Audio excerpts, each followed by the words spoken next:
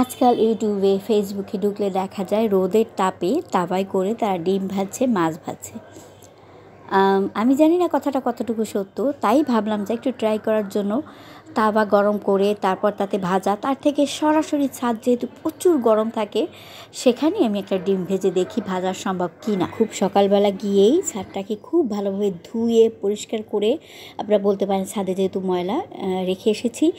তারপর যখন দুপুর হলো, প্রচণ্ড রোদ, প্রায় 4-5 ঘন্টা পর আপনি দেখতেই পাচ্ছেন, আমি হাত থেকে চেক করলাম প্রচুর ছাদটা গরম হয়ে গেছে।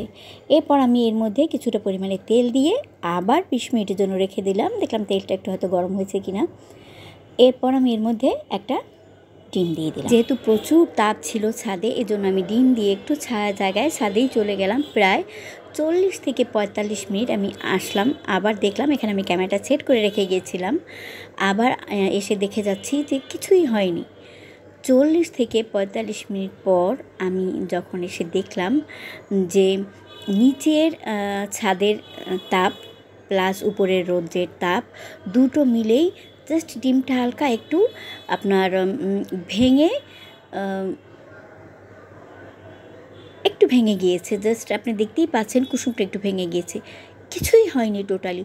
তো এখানে ফেসবুকে কিভাবে মানুষে তাওয়ায় করে ডিম ভাজছে, মাছ ভাজছে, আমি সেটা অ্যাকচুয়ালি বুঝলাম না।